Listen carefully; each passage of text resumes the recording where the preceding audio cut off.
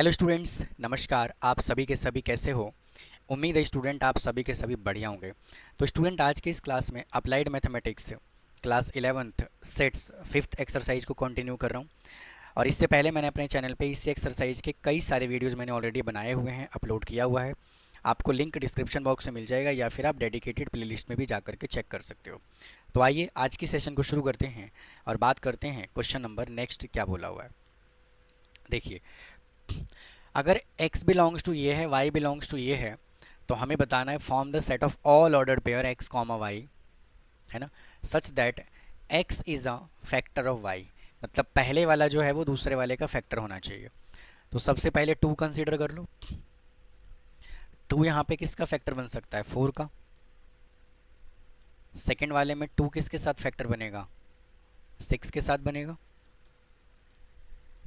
2 6 और फिर क्या होगा? 2 10। ठीक है। फिर 3 है तो 3 किसका फैक्टर बनेगा? 3 6 का फैक्टर हो सकता है और 3 9 का फैक्टर हो सकता है। फिर 4 है तो 4 किसका फैक्टर होगा? 4 4 का ही फैक्टर होगा, क्योंकि हमें एक एलिमेंट यहाँ से लेना है, दूसरा एलिमेंट यहाँ से लेना है।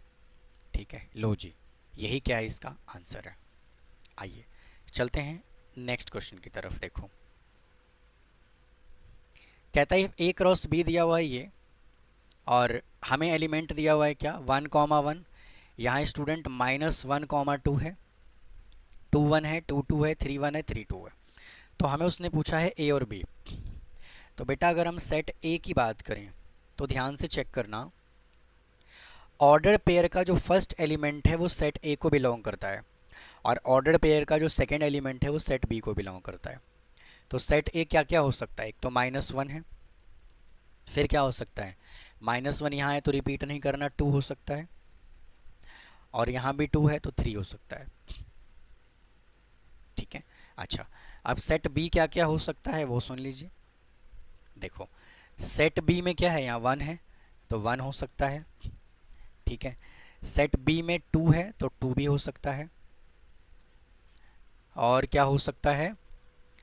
बस और तो नहीं है। यहाँ पे 1 है, फिर 2 है, 1 है, 2 है, बस ख़त्म। चलिए चलते हैं अगले क्वेश्चन की तरफ। देखो, इफ़ ए क्रॉस बी हमें ये दिया हुआ है, then find B cross A. तो क्या करूं?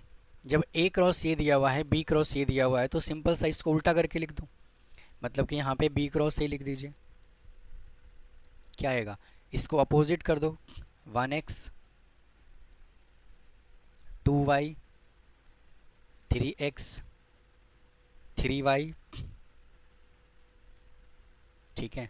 फिर 1y, फिर 2x, बस ख़त्म। आप चाहो तो ऐसे भी लिख सकते हो। सेट ए जो है, वैसे आंसर आ चुका है। सेट ए जो है वो x है, y है, बस x है और y है। और सेट बी जो है वो क्या है? 1 2 और 3 है। 1 2 और 3 है। आप उसके बाद ऑर्डर पेयर बना लीजिए तो भी आंसर सेम ही आएगा, है ना। चेक करो, 1x ये रहा, 2y ये रहा, फिर 3x तो 3 पहले है और बाद में x है ये रहा। ठीक है, तो आप ऐसे भी कर सकते हो। आइए चलते हैं अगले क्वेश्चन की तरफ। देखो, कहता है कि A B C are the some element of the set A cross B. A B C जो है, सेट ए दो है जो है वो ए बी सी है, और कुछ ए क्रॉस बी के एलिमेंट हमें दिए हुए हैं ये वाला। ठीक है।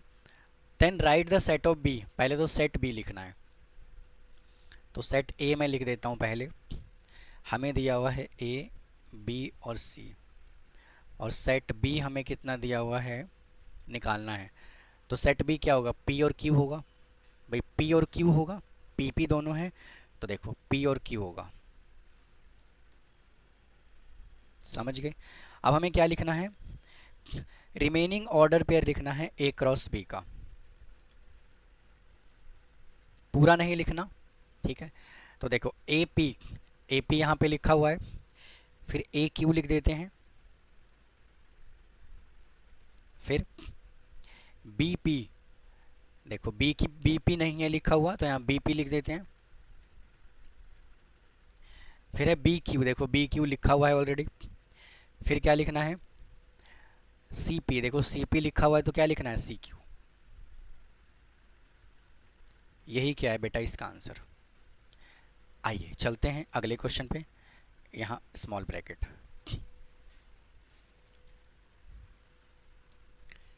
कहता है कि इफ़ ए, ये जो है कुछ एलिमेंट है ए क्रॉस बी के, मतलब ऑर्डर पेयर है ए क्रॉस बी का, ठीक है।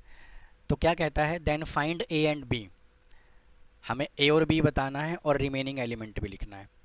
तो सेट ए लिख दो पहले, क्या लिखोगे, -1 2 और 1, यही आएगा भाई। ऑर्डर पेयर का जो फर्स्ट एलिमेंट होता है वो सेट ए कहलाता है, ठीक है।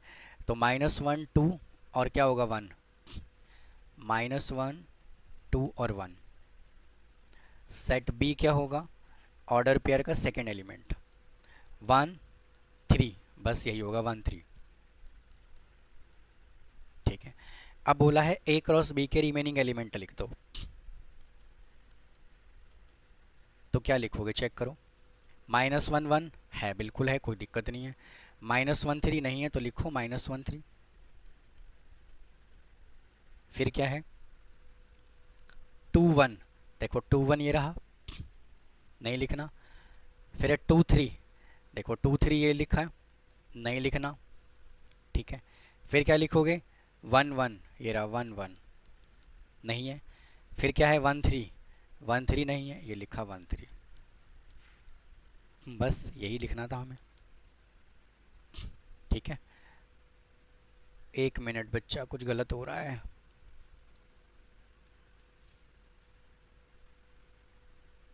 अच्छा जीरो तो हमने लिखा ही नहीं, 1 3 0, बेटा ये गलत हो गया क्वेश्चन। सेट बी दोबारा देखो, सेट बी जो है ना वो दोबारा से देखो, सेट बी। तो सेट बी में चेक करो, 1 है 3 है और फिर 0 भी तो है, तो 1 3 और 0, हमें ये भी तो लिखना था, ठीक है। तो हमें रिमेनिंग एलिमेंट लिखना है ए क्रॉस बी का, तो क्या आएगा देखो, -1 1 ये रहा, -1 3 नहीं है, ठीक है। फिर है -1 0 नहीं है, तो यहाँ लिखना है नहीं है तो। फिर अब 2 को पिक करिए, 2 1 चेक करो, ये रहा 2 1, नहीं लिखना। 2 3, ये रहा 2 3, नहीं लिखना। 2 0 नहीं है तो लिखना है, ठीक है। अब लिखिए 1 0, देखो ये रहा 1 0, नहीं लिखना, ठीक है। फिर 1 1 लिखना है 1 1। फिर है 1 3, देखो 1 3 कहीं नहीं है, तो यह जाएगा 1 3, ठीक है जी। तो यही क्या है इस क्वेश्चन का आंसर, ठीक है। तो स्टूडेंट इस वीडियो में इतना ही रखता हूँ, ये वाला एक्सरसाइज जो है वो कंप्लीट हो गया। मिलता हूँ फिर नेक्स्ट पार्ट में। चैनल को फॉलो करें, वीडियो को लाइक करें और अपने फ्रेंड्स को शेयर ज़रूर करें। तो थैंक यू, धन्यवाद।